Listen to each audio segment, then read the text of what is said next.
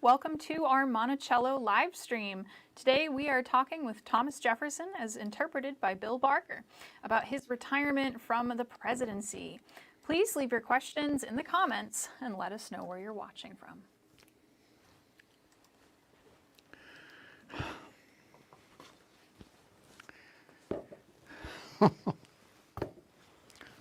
Oh, my heavens, I beg your pardon, citizens. Allow me to take my comfort for a moment. I've been walking in the garden, one of my most pleasant pastimes. Well, please be seated here in our parlor, and let us enjoy a conversation which I, rest assured, so much enjoy whenever we gather together. And what a beautiful day it is here in our Elysium, right here, if you will, 900 feet above sea level at Monticello, that wonderful unwritten code of Virginia hospitality that welcomes everyone on the road. And you would think that it is the 21st of March this year of 24. I say 24th, 21st, because of the vernal equinox, the first day of spring. Hardly, not as yet. But spring has burst forth all around us here on this 12th day of March this year, 1824. My, what a busy year it will prove to be in many, many respects. After all, this is another presidential election year, is it not? And we know that Colonel Monroe, our president, James Monroe, has refused to be invited for a third term. So happily, he will be returning home to our neighborhood here. And of course, later this year, we're looking very much forward to the expectations of visiting again with our hero, the hero of the French, General the Marquis de Lafayette, this year, 1824. But oddly enough and curiously enough, many have been asking me, how has my retirement continued? Do I very much appreciate it? After all, it's been 15 years since I handed the gavel to Mr. Madison and then left not only the office of the Chief Magistrate of our nation, but left 40 years in public service. Happy to come home, I will not deny. Happy to continue to meet so many who come to visit, as I so enjoy in your company. And so therefore, there have been many questions about my retirement. They continue as to how I prepared to leave the President's house, how I first found my first days of retirement to ensue. So allow this to be the question and answers that we may follow this day. So I shall not rattle on without your questions to proceed. First question.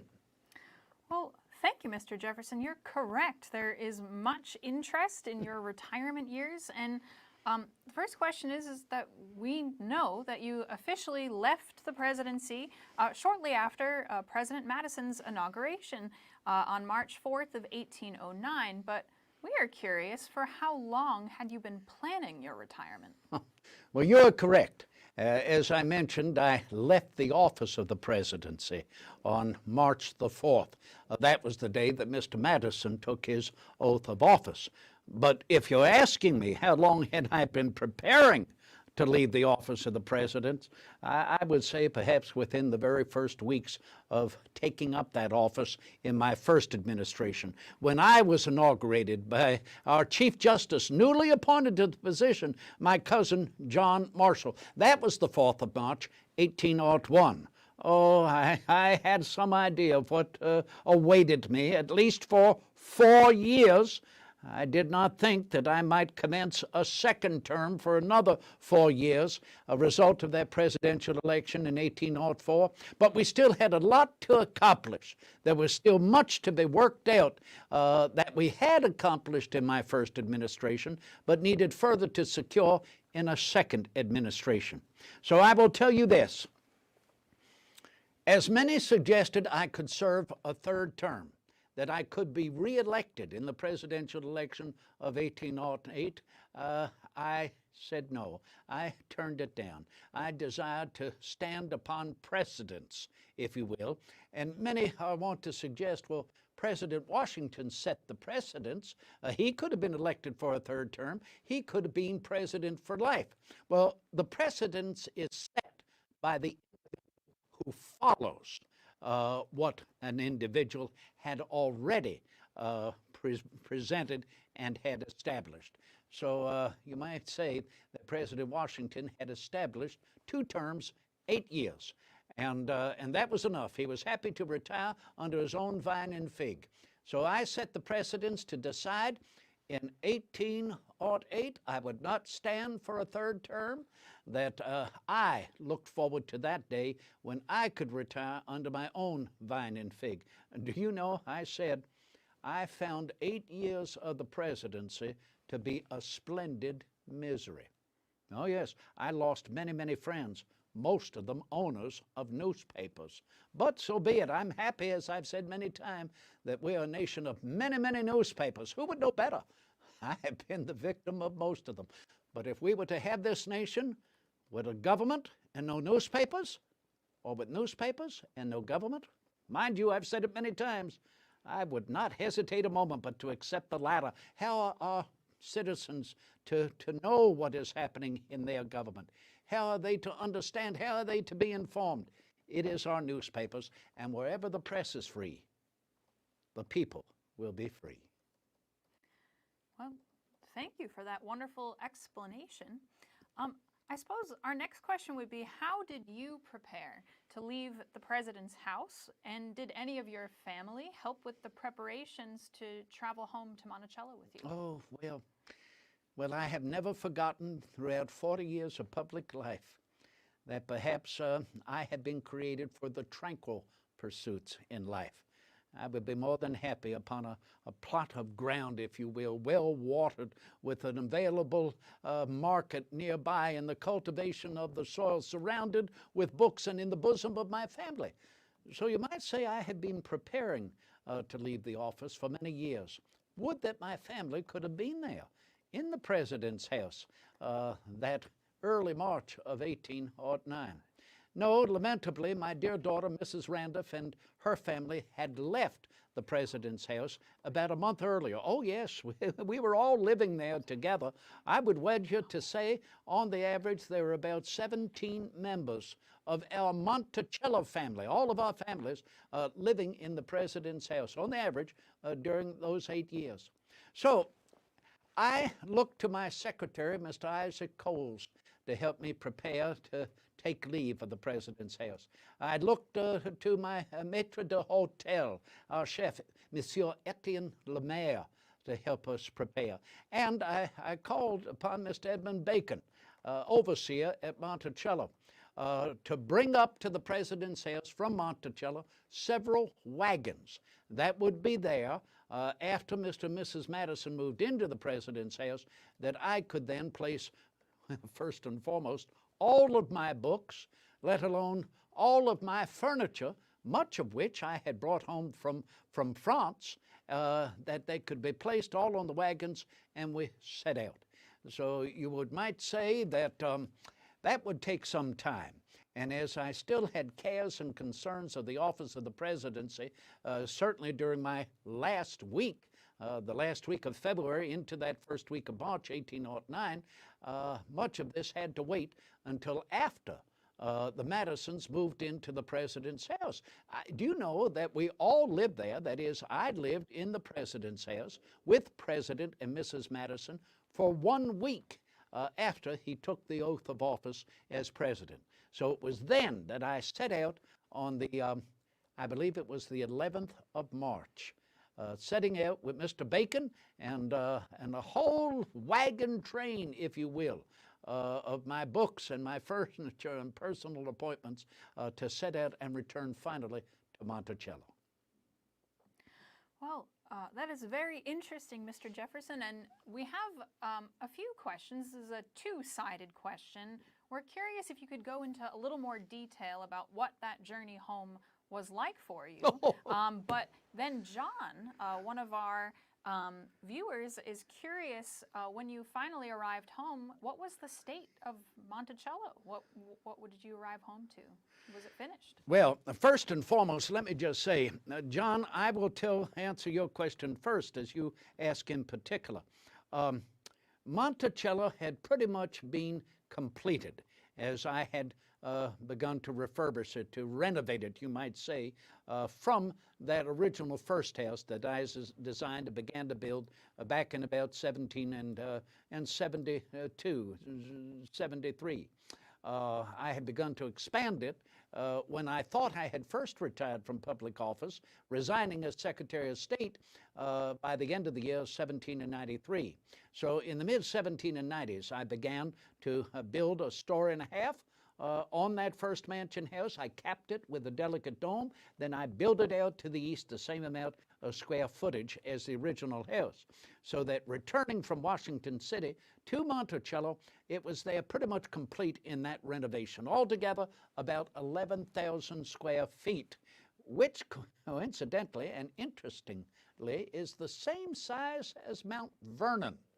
Yes, Monticello is the same size, square footage, as Mount Vernon, even the same size as Mr. Madison's house of Montpelier.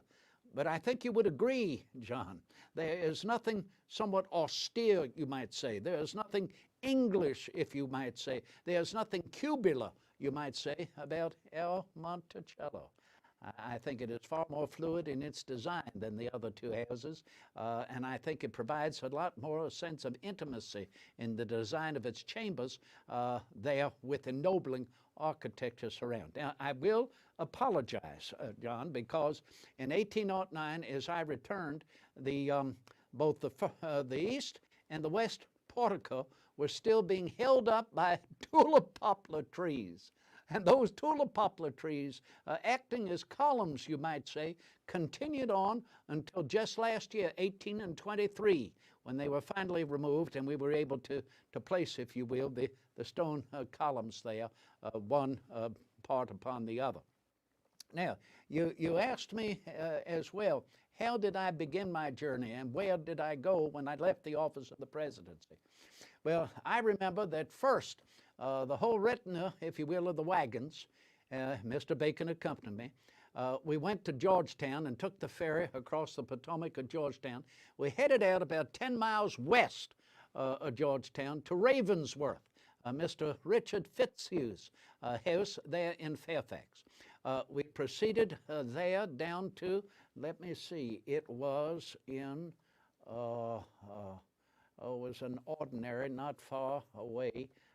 It was just shy of Culpeper that we've spent the other night, and I cannot remember that, but we finally did arrive down to Culpeper, and we stayed at a Mr. Shackelford's there. It was under, you know, I remember this. I'm remembering this far more distinctly now. Mr. Bacon had gone on before me. I more or less followed all of the wagons in my phaeton, which, as you know, is a delicate gentleman's carriage. I cannot remember who was driving, and someone followed on horseback. But we were behind several miles from that wagon train.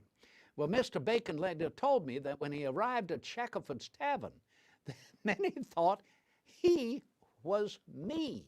And they began to congratulate him and welcome him back home with applause. And, well, he had to inform them, no, he was not Mr. Jefferson. You know, when you think about this, and I referred to the many newspapers all throughout our nation earlier, can you imagine if someone's likeness could be duplicated in a newspaper, just like words and sentences? Everybody would know what they look like. They'd hardly have a moment of solace in their life. Well, thank heaven that cannot be done, and you can travel comfortably and in a somewhat your own person without being recognized. I have done so many, many times. But I finally arrived there at Shackelford's Tavern, and yes, there was a great deal of acclamation. Mr. Bacon made certain that I was put immediately to bed, and the door was locked. There was someone who came up and even tapped on the door. I hardly got any sleep that evening before I set out to arrive home. I came down to Gordonsville. I stayed there a time in Gordonsville, and I believe I arrived back upon our little mountain on March the 11th. So as I left about the, let me see, March the 15th, I left the President's house on the 11th, and I arrived back on the 15th. You see what happens after 40 years in public service. Not only does the color of your cheveux, your hair, changed. Mine used to be red, but also some of the facts begin to fall by the wayside. I'm finding this as I have been writing my autobiography. I keep thinking that I get the names and the facts correct. That's why I've written so much down throughout my entire life, that I might look back on it and be reminded precisely. Well, thank you for those enlightening stories. Our next question is, when you returned at last to Monticello on March 15th, 1809, what was the first thing that received your attention? Flowers. Flowers, to plant as many delightful flower beds and an abundance of variety and color and texture of flowers as I could possibly achieve. Now, this is not to say there was a want thereby of productivity, because we had suffered far too long from the time I was a boy, even before when my father was farming. Suffered, if you will, the killing of the soil in the cultivation of tobacco. That weed of infinite wretchedness saps the soil of all of its nutrients. So when I mentioned earlier that I had retired from private life at the end of 1793, one of the first efforts in the mid-1790s was to turn all of the cultivation of the 5 farms, that is Shadwell, where I was born, and Lego Farm, and then Pantops, that's on the opposite side of the Riviera, and then on the other side, of course, Tufton and Monticello, to turn that all over into cultivation of wheat. Now, wheat, of course, is far more productive and with a ready market as well, but wheat it helps to preserve the soil much better than tobacco does. It's a lot less, let me see how I might put this, labor intensive, if you will, in the cultivation of the wheat. And many of our laborers, many of our families here put to the productivity of the soil, actually have a bit more time to attend to their own families, to attend to their own gardens, to their own cultivations. Some have been worried about this, with a concern that it might spur them to consider in free time, perhaps freedom. And I cannot blame them, that is the families, for thinking that that might be the more opportune. So I try to encourage the productivity with paying for their labors, is what I've begun. So wheat has been the predominant crop of cultivation for all of our families and all of our farms here. It's about a 7-year period before you lay the fields fallow for about a year or two and then continue on. But the flowers, I beg your pardon rattling on here, but I began with that delight in planting flower beds around the house. And I mean oval beds. The oval beds, I think, are much more fluid with the design of nature. I marveled at them when I was in England. In fact, I think it is in gardening in which the British truly excel. And so therefore, I designed some oval gardens on the east lawn of the house as you enter from the east into the house, and then as many, if not more, on the west side of the house, on the west lawn. I remember that I was discussing in a letter to my dear granddaughter, Anne Carey Randolph, how I would like to commence the design, let alone the planting of the flower gardens. And I drew on the back of the letter that I wrote a design of all of these oval flower beds. And then I also designed on the back of the very same letter a sort of serpentine walkway around that whole west lawn. That would be special to the west lawn. I will tell you, I rather admired that. In General Washington's design at Mount Vernon, when I had come to visit him there, that was back in 1792, when he had a hesitation to enter into a second term as president. I was quite delighted with the designs of his gardens at Mount Vernon.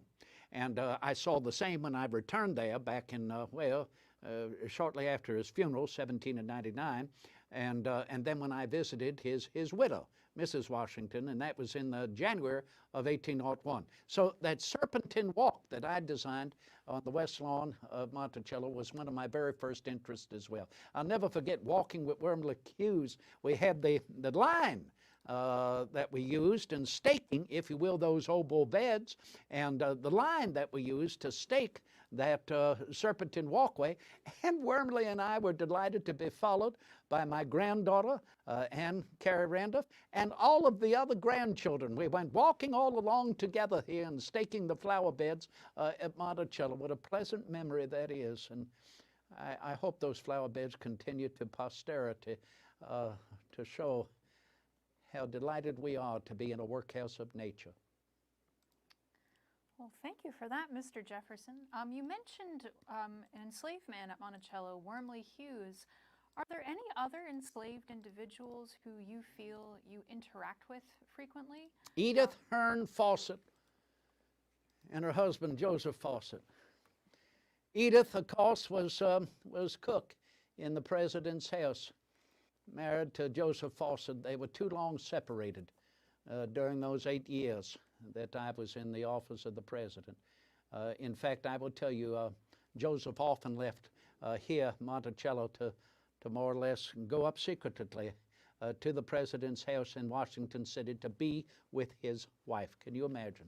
So that returning here to Monticello, we could all be together again. I mean that sincerely.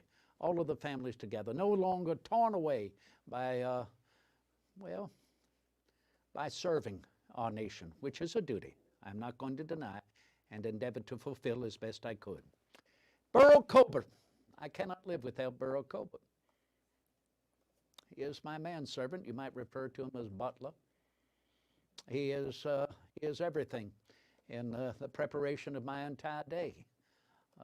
He is the one who greets me at the beginning of the day first, beyond anybody else, in my bedchamber, bringing a pail of ice-cold water in which I can soak my feet. I never get out of bed otherwise. I found, pursuing this for years, that it prevents the daily cold. I've gone for 6 years without a cold, so it must have some sort of worthy prescription. And of course, Burrow, he is the brother of Wormley. Both of them, the sons of Bet Hemmings. Bet, of course, the daughter of Elizabeth Hemmings. I think back fondly to meeting Elizabeth Hemmings the first time at the Forest. The Forest was the birthplace of my late wife, Martha Wales Skelton Jefferson. And that is where the Hemmings were born. Many say that they were born at the old Epps plantation beforehand, and then came along when Martha Epps married Mr. John Wales to live at the Forest. But as you know, as part of my late wife's dowry, when Mrs. Jefferson and I were married, then many of her families at the Forest, as part of her dowry, came to live with us at Monticello.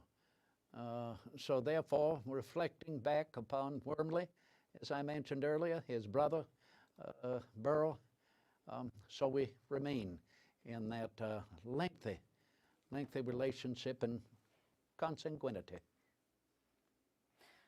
Well, thank you, Mr. Jefferson, for that information. So we're going to switch gears a little bit.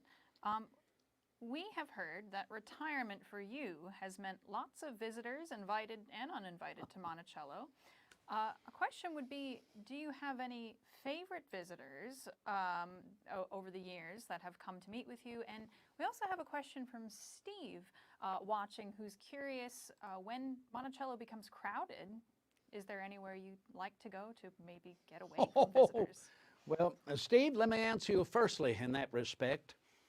I try to be quiet about it. I try to be secretive, and I mean not as if I'm hiding some very necessary information to the safety and defense of our nation. Oh, a chief magistrate has to be cautious about that, to guard and protect that which will help to guard and protect our nation.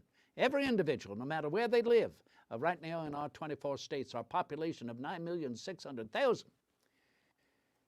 I've been rather secretive after I left the office of the presidency, returning to Monticello to continue work on my retreat house, the place where I simply go to get away.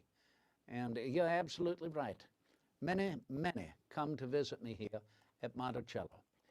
many who want to shake the hand of the author of the Declaration of American Independence, as it now has become widely known. Do you know it was not known for some time who actually wrote the first draft of our Declaration of American Independence? That was kept somewhat secretly. It was in the early 1790s when our government was in New York. And we began to see the rise of political platforms, Federalist, Anti-Federalist, reflecting back upon our founding principles to understand who were actively involved in drafting these principles. And so it was discovered that the committee appointed by President John Hancock of 5 men to draft a Declaration of American Independence, and mind you now, Steve, this was not a fait accompli. Because, if you will, our business, what we were arguing, debating, and endeavoring to vote upon was the resolution of Virginia for independency. The committee was created to support that. And some knew, well, everyone knew, that Dr. Franklin was on the committee, one of the 5 men. Of course, we had Mr. Adams from Massachusetts. He would not want to be neglected in being remembered to be on the committee. Mr. Sherman from Connecticut, Mr. Livingston from New York, and then me from Virginia. Of course, we all looked to Dr. Franklin to be the author of our Declaration of American Independence, to write the first draft. He was our mentor in so many ways, living in London a good 17 years before he returned here to that Congress in 75.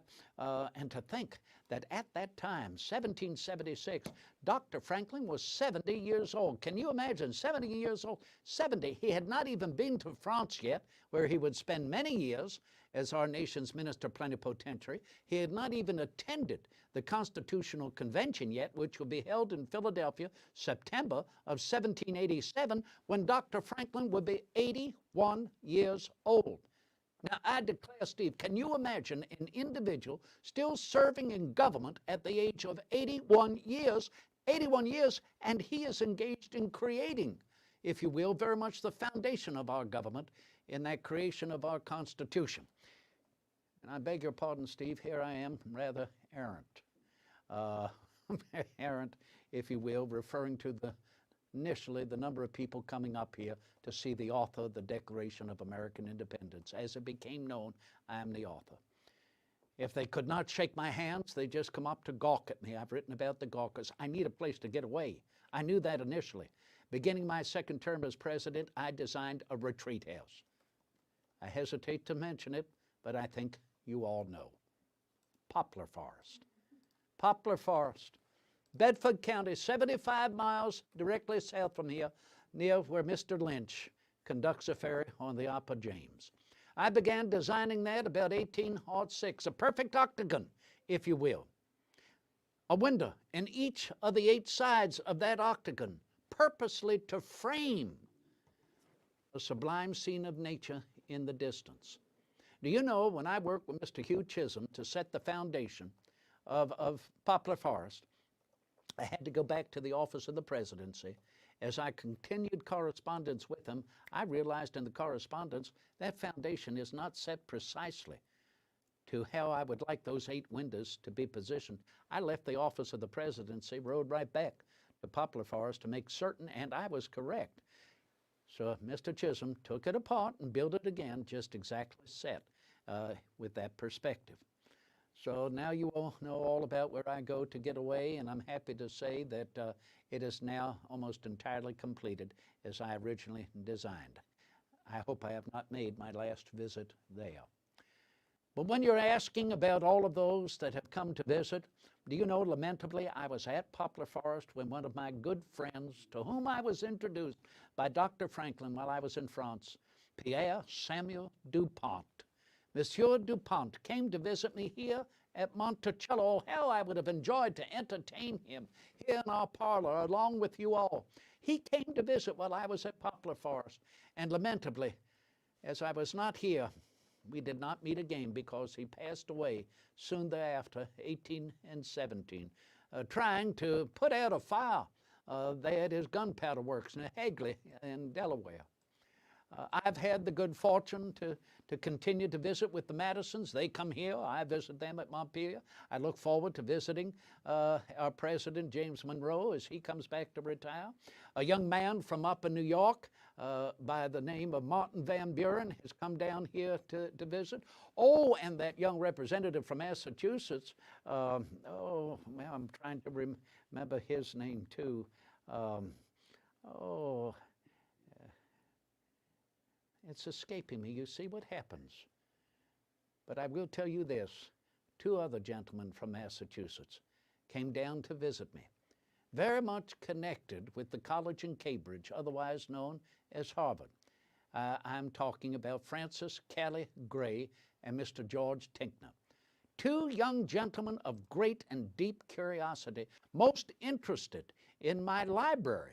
Coming to visit in my library was a pleasure with them. I do not welcome that many people into the library, but these 2 young men were so fascinated with my collection, with the variety of the books upon all subjects, that Gray and Tinkner remain 2 of my favorite visitors here. And I'm hopeful that Henry Clay will come to visit at some point. And oh, I will tell you who near accompanied me back from Washington City. She arrived about a year or 2 later, that lovely lady, Margaret Bayard Smith. What a pleasure it was to meet with her. One of the most brilliant ladies I've ever had the delight to engage a conversation upon all subjects. The wife of the newspaperman, Samuel Harrison Smith. I met the 2 of them in Philadelphia. Mr. Smith was very successful in the publication of a newspaper in Philadelphia that helped support me. And do you know, when we moved our government to Washington City, well, brilliant that they should follow and continue their newspaper there in the center of our young nation's politics. Mr. and Mrs. Smith visited often in the President's house. And we had delightful conversations there in the company of so many people. And I will tell you this right now.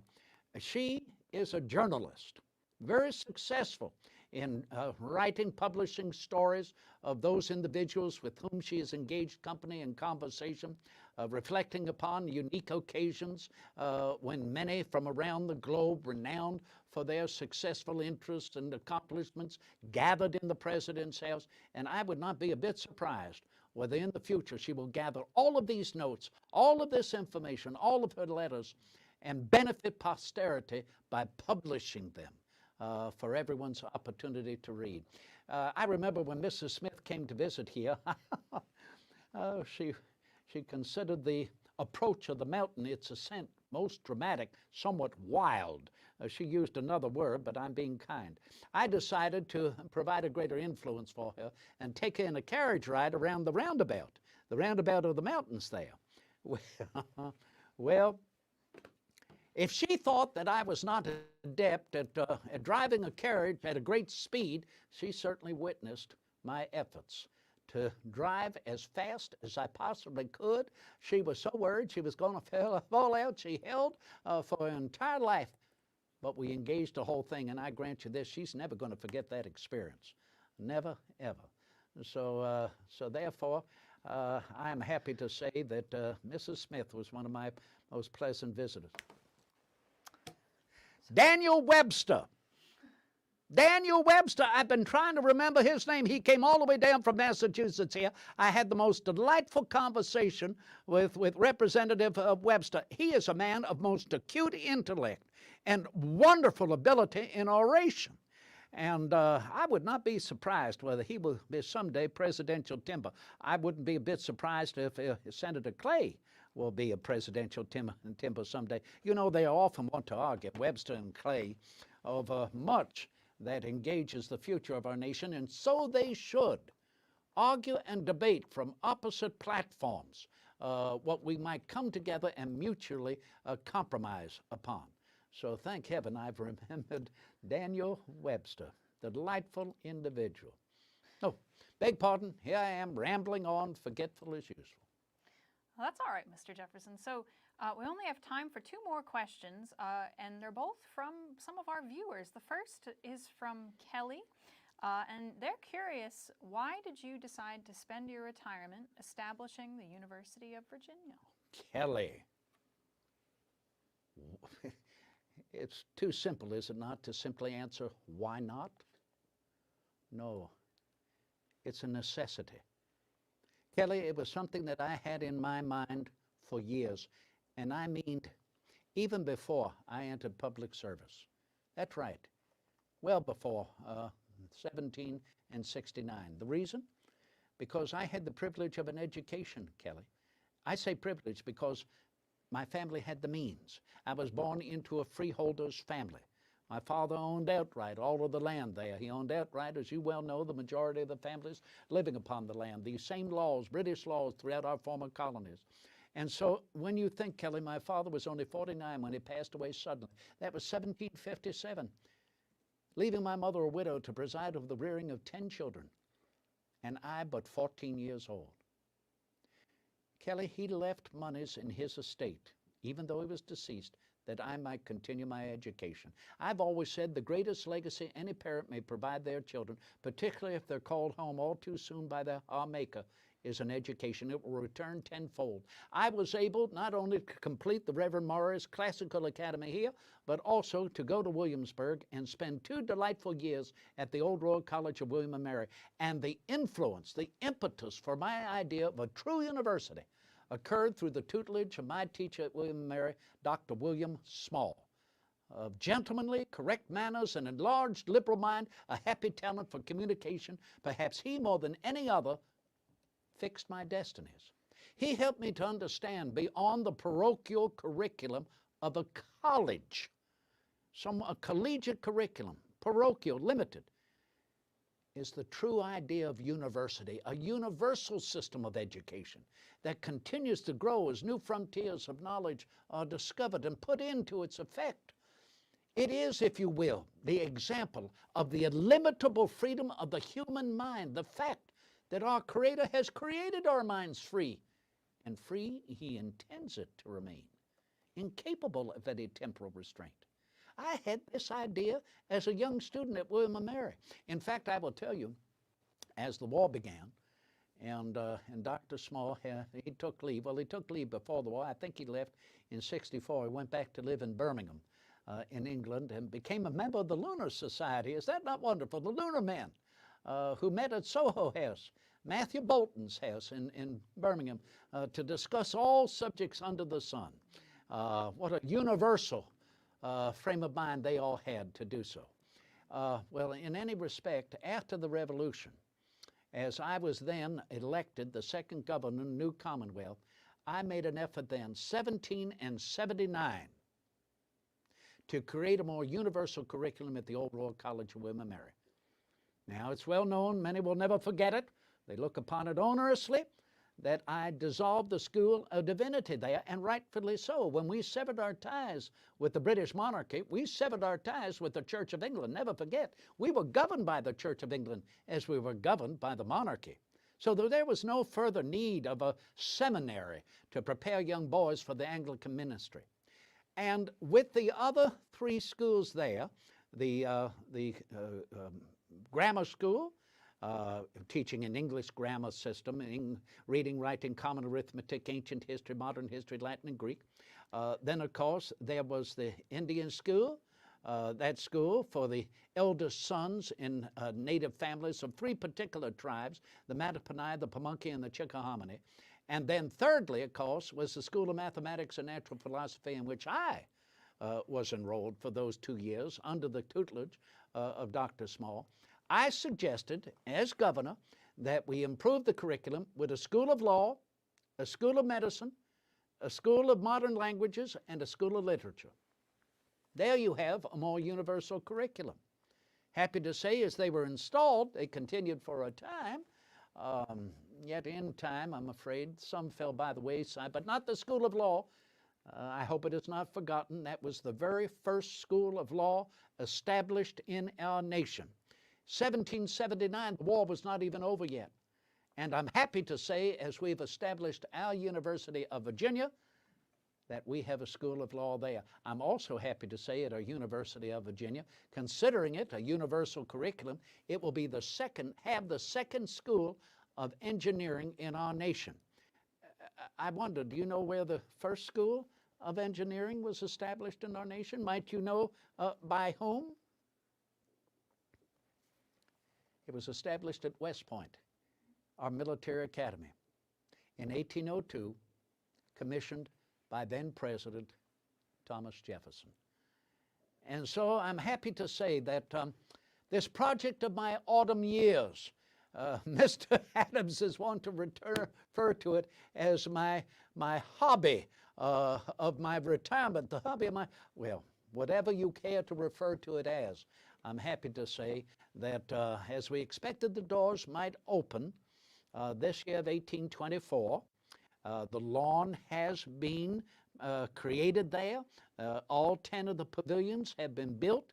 The interconnected columned dormitories of the students are built there connecting those pavilions, and they will all meet like a C right there at the rotunda, but the rotunda is not yet completed this March of 1824. We have upwards now of, I would wager, maybe towards 50 boys that have enrolled, but they will not be able to commence classes, of course, until we formally open. And may that be, perhaps, I hope it will be, within a year, 1825. That I hope if the rotunda is completed then, that this will be opened all together with a wonderful celebratory formality. But if it is not, well, then let the university open. I want to see this before I'm called home by my maker. And coincidentally, talking about a true university, ours will be the first university, non-sectarian. This has never happened in human history. And ours will be the first university offering electives. Our students will have the opportunity to choose what they would care to pursue in their interest and their studies. Well, Mr. Jefferson, it's been so wonderful listening about the many projects that have occupied you in your retirement. And we have one final question from a devoted listener, Chester, and they are wondering, what advice would you have for newly retired people? Chester, I would want to say, perhaps for the first time, your time will be your own. But Chester, might I say, throughout your life, it will be your own as you manufacture it to be your own. You know, each and every one of us would desire to have our life for the short time that we're all here, just as we would want it, but that's an impossibility when you live in human society. No one can live alone. I've heard it said, no one individual is an island. Rousseau puts it distinctly that we give up some of our pleasures to enter into human society, but of course, because thereby we are benefit to our fellow man. So I've always believed throughout my life, get over the necessary duties that you must achieve every single day. Get that over early in the day. The sun has never caught me in bed. I rise before the sun, and I attend to my duties right then and there. And to get over all of my correspondence through